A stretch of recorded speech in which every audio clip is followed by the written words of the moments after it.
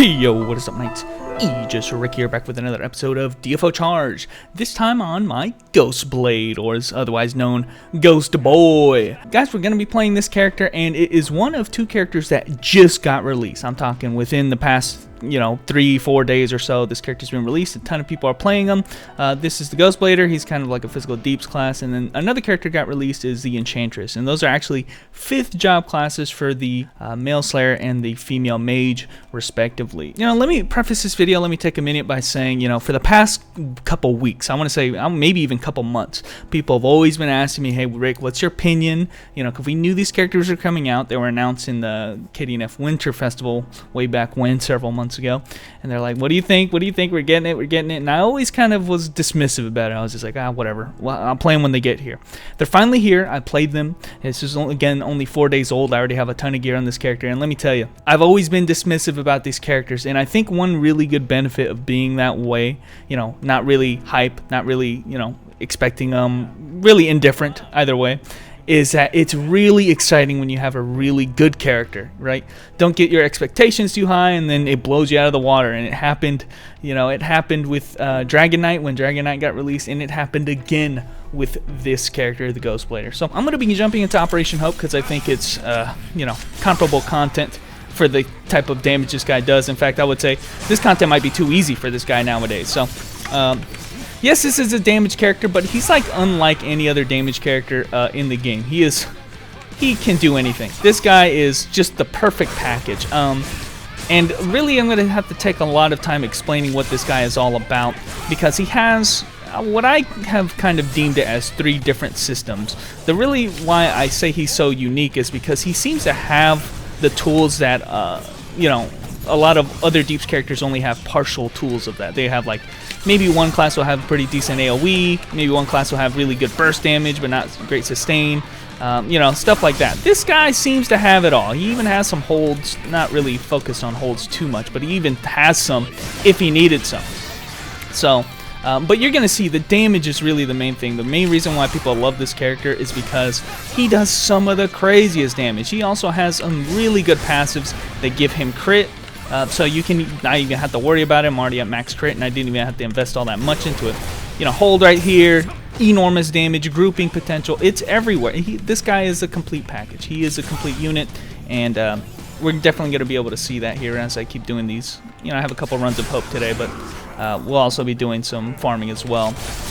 What you're going to see here, guys, though, is, like I said, just the complete package. There's a lot of AoE and a lot of, my thing about this character is I've been waiting for a character that felt kind of like an assassin type, just really great at PvE, really fast. And this guy seems to be it. He has a ton of dashing skills. He has an upgraded triple slash. Like, triple slash is a skill that's a base Slayer type skill. It's the drive slash. Usually you only get 3 slashes of it and it's slow, but when he does it, he has a different animation, and he gets it just like the weapon master, except he gets 5 slashes of it. And I think that's actually a common thing that you get with most of the base layer classes, but you have to get the TP for it. Obviously I'm using it more for movement here, but you can kind of see this guy already has really good movement on its own, so he doesn't even need it, is what I'm getting at. So it's like I almost find myself not using it that much. So. But let me explain a little bit about this character. I mean, dude, I'm already near finishing the dungeon. I've been one-shotting everything. And I'm not even full Harlem yet. I'm missing one piece of Harlem right now. Not even full Harlem yet, and he is just one-shotting everything. He has no problem with it. So, okay. Enough gushing about this guy. Let me use my 2-way right now. Boom, boom. Does it one-shot? Oh, doesn't yet. But trust me, it will. Didn't even use my high-level skills. Most of the skills on my hotkey bar are just the low-level ones.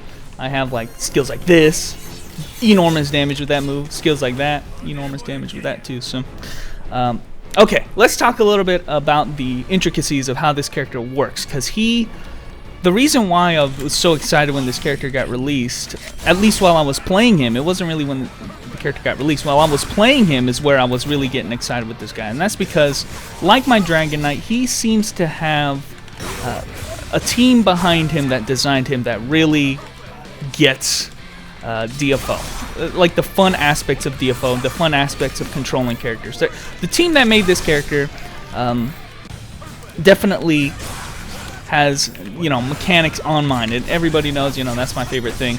I love mechanics. I love, you know, a skill ceiling with the characters. That's like the main reason I like Monk. The main reason I like EK is because, you know, there's a little bit to him more than just the generic press skill kill kind of deal.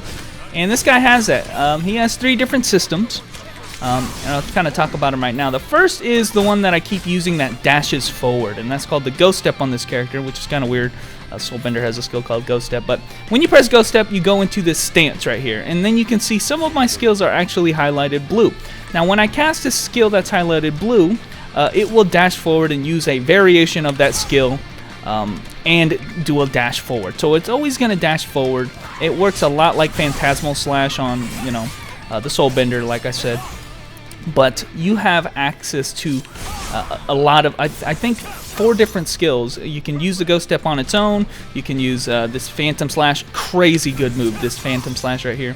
As Soul Strike, as well as the Spectral Eradication. You can use any of those 4 and cancel that to get a dashing variation of it that does the same damage as if you would have just used the skill normally. So it's definitely something you're going to want to use almost all the time when you're doing PvE, because of the benefit of doing the Ghost Step beforehand is that you get tons of AoE. You see that? The Phantom Slash on its own does not have that much AoE. In fact, it kind of holds you down, and that's the AoE it has. When you use the Ghost Step beforehand, though, it becomes a skill that just becomes completely abusable. You see the range? Did you see that guy on the right get killed by that shit? That was crazy. Okay, so that's the main thing, or the main thing you're going to be using in PvE is the Ghost Step. Use the Ghost Step before you use one of those moves. Phantom, again, like I said, it doesn't really matter what you use. They're going to die on one hit as long as you have a max level. Even the cool thing, you know, it's not just for damage. There is a little bit of utility if you use the Spectral Thrust version. It actually does a little grouping skill. It groups up enemies together, and again, it still has that same kind of cheap range that I was kind of alluding to that this guy has. He has some like really cheap range with the Ghost Step. So, you know, you use the Spectral Thrust, groups all the enemies together, and if they're not dead already, you could just hit them with the big burst skills while they're all grouped up like that. So, overkill right here. So, that's the main thing right there. The second thing is kind of smaller, but it's still pretty important, and that's the Ghost Retracer. Now, some of your skills you're going to notice if I open up my hotkey bar, they're going to have skills that, this basically tree right here, you can't really see them, but they have this little orange icon right there, and that shoots out my ghost buddy. You see how my ghost is over there on the left, and temporarily he's going to be out there for a second, and you can use the Ghost Retractor to teleport to the location of where the ghost is. So any move that kind of calls your ghost out, you can teleport to him, and there is no cooldown on this skill, so you can kind of abuse this. You know, you can kind of there's other skills I have that, like this one right here, where I can just kind of throw it out there, and wherever he is, I can teleport to. So it's no cooldown on that skill. It's kind of a way for you to kind of control the ghost in a way. You kind of attack a guy here, go back to the location. There's a skill right here. These skills right here, the blue sword skill. So there's 2 types of skills. You have the ghost skills. Those are the orange ones with the orange icon. They just throw the ghost out, right? But if you have these blue skills, those are skills that utilize both the Slayer himself as well as the ghost. There's ghost, you know, they're dual attacks. And the cool thing about those is that it summons the ghost if you don't have one already, and summons the ghost, and you can use that to teleport as well. So again, I'll throw out this move right here, which is kind of like Charge Crash, and then I can teleport back using the Ghost Retracer. Now the last thing is, the blue sword skills, like I kind of already talked about, are kind of dual skills. So what you can do with those types of skills is that you can utilize the ghost. You can either utilize the skill outright by throwing out the blue sword skill, and it will summon a ghost for you, in which case then all you have to worry about is, well, you don't have to worry about anything. It just does the ghost attack for you. But you can also reposition a skill that normally wouldn't have the range for it. Like, for instance, I could throw a ghost out here and use the blue sword skill, and you can see that my ghost did a draw sword as well as me. So it's kind of like a dual skill. I don't know if I explained that very well, but you kind of get the point that the ghost is going to do the attack wherever he is. You have the option to throw the ghost out beforehand to reposition the skill, or you could just press the skill outright and it'll summon the ghost for you for free. So that's kind of the 3 gimmicks that you have. You have the Ghost Step, you can throw out the ghost, and you can retract back to any location that the ghost is, and then as well as any of the blue skills can be used to utilize a very strong attack that is basically the ghost and the Slayer doing the same attack at the same time. So those 3 things are what you need to manage on this character. I know that's a lot of words, but trust me, it's a lot easier than it sounds. And I did get a ring here. Trust me, it's a lot easier than it sounds, and it's really abusive. Alright, there is one thing I did forget to mention about the ghost attacks, and that is, you can kind of see here, anytime you have a sword skill that is not a blue sword skill, anytime you're a slayer casting attack, you have the option to throw out a ghost during the animation. It doesn't cancel the animation or anything, it's actually simultaneously casted, so you can basically cast 2 skills at the same time by utilizing this feature, as long as it's a ghost skill. So you can kind of see right here, I'm throwing out the ghost, and then I can kind of make a move safe by throwing out the ghost and then teleporting to him, which is kind of nice. Or you can do a really strong skill like this one right here and then throw out a ghost skill at the same time to kind of increase your damage. I know there's not a lot of opportunity in the normal PvE content, but that's something main and pivotal to doing a lot of damage on this character, is throwing out the ghost simultaneously while you're doing your longer animation skills and then teleporting the ghost when you need to. Again, make a move safe or just use it to set up for one of your blue skills. It's just something that you have to keep that in mind, that you have access to your ghost skills during the AR animations. Mostly it's these 2 skills right here. That one has a really long animation. Also, if you find yourself in the Phantom slash normally, you can kind of throw ghost skill as well there too. Now, I'm not going to sit here and say that I've mastered this character, if I understand everything about this character, but let me tell you, it is something that I feel like is going to need to be mastered. It's something that, you know, I don't think it's going to be very hard to, but you kind of gonna get familiar with a character like this. It is very strong with the ghost step, but you kind of gotta play around with it a little bit, see what you kind of like out of it, see what kind of moves, what kind of range your moves have, and utilize them accordingly. He does have other moves I haven't really utilized, like this one right here. Kind of uses the ghost to jump onto an enemy on the map, and that could be anywhere on the map. So, you know, draw sword again. You know, you have this kind of shooting skill out here. He does like a barrage attack and has crazy range. This range is really the absurd thing I think about this character. He just cannot, he doesn't stop, man. He just does not stop. There's the 1A, big quick slash right there. I missed with the attack though. Look at that. Dude, okay. I just used the ghost step into the what is this called? Phantasmal slash or whatever. Let me tell you something about Phantasmal slash. You've never seen a skill like this, okay, in the game. Okay, Phantasmal slash, or sorry, this one here, Phantom slash, sorry. That skill right there, that 3-hit attack. You know what level this is? This is a level 15 skill, okay? That level 15 skill just one-shot the boss when I used it in conjunction with the ghost step. Like, you have not seen a skill this strong. It's a very crazy low-level skill. Spammable, of course, because it's only level 15, so you can just keep spamming it, 5-second cooldown.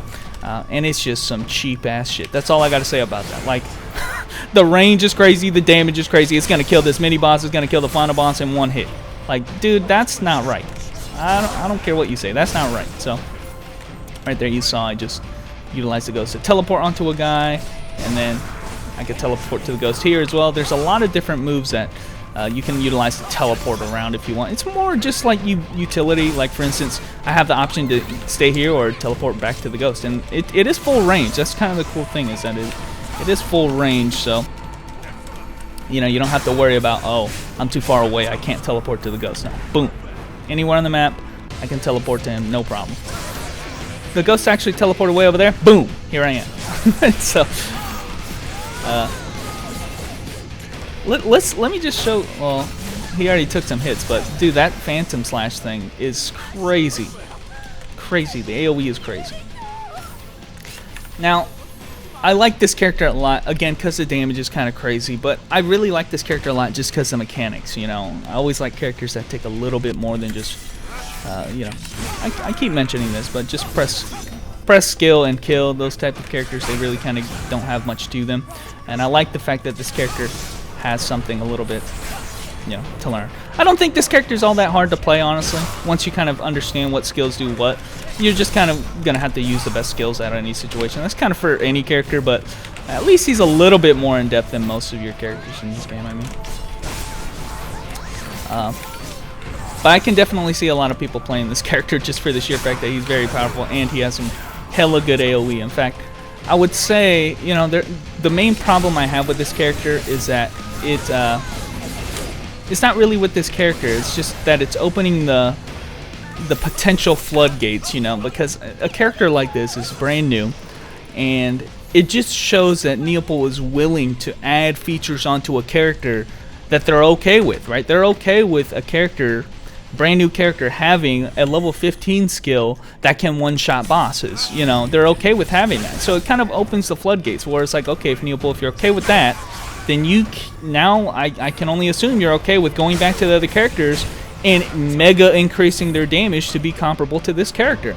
Okay, if they have a skill like Phantom Slash, where its AoE is like bigger than Phantasmal Slash on the Soulbender, I mean, this shit is hitting guys. Even if you look at these guys on the left, I'm gonna hit them no problem, and the guys on the right. You know, it's just, if they're okay with having moves that have good AoE like that, then they really need to look back at their old skills, at the old classes of skills. Like, I mean, his best comparison, I mean, this guy's Weapon Master but better, right? They need to look back at the Weapon Master and be like, okay, we need to increase the AoE of some of the Weapon Master skills, because look at this guy. This guy exists. Why were they so liberal with their AoE on their skills on this character, but then so tight on the AoE of certain skills on the Weapon Master? You know, it's just, it really opens that opportunity, and I want to see them go that route, where it's like, don't be so, if they obviously shown that they're willing to be a lot more lenient on certain things, or give a lot more AoE than normally characters would have. Hell, I want to see these improvements, these types of things that I see on this character on other characters. That's all I want to say about that. This guy has, you know, I've already used 2 skills that are essentially holds right there. So he has decently long holds. He has crazy good teleports. I mean, obviously, I've been teleporting this whole video. And, you know, crazy good mobility. I want to see that functionality in other characters. Now, obviously, Neopol's going to do whatever they do, but the potential is there in my eyes. I think, okay, Neopol, there's no reason why, there's no excuses you can make now to tell me that, well, we can't do that because it's too good. Because look at this guy. This guy's too good. This guy's too good, and he's fun to play because he's a little bit better, you know. He's fun to play because I can use a low-level skill and kill, you know, tons of guys and have that skill available in the next room. And I think other characters can benefit from that as well. Now, I've kind of sung all this guy's praises. What do I not like about this character? Nothing. As far as actually his systems, I think he's well designed. I think his damage might be a little crazy. I think this character might be a little crazy, but that's fine for it to be a little crazy if it meant other characters got some buffs on the side. It'd be really annoying if you had to be playing this character because he's got everything good, you know. That'd be the annoying thing, where it's like, well, can't really play any of the characters because this guy exists and Neopol doesn't do anything about it. But maybe it will. I think I'll have a lot more to say negative when it comes to the sister character that came along with this one, and that's the Enchantress, because, quite frankly, you can just see, like, they had so much, like, passion and a really good kit designed for this character, and then they look at the Enchantress and you're thinking that some other team, not at Neopol, some other third-party garbage bin developers made the Enchantress. And I'm sorry to say that, but in comparison, you know, I leveled both of them at the same time, and Enchantress is nowhere near the level of cohesiveness and fun that this character exudes in full. I mean, I'm not kidding when I say this character's potentially going to be top 10 on my account, just because of, you know, obviously I'm going to be getting a ton of gear on him, but he's just fun to play. He's fun to play,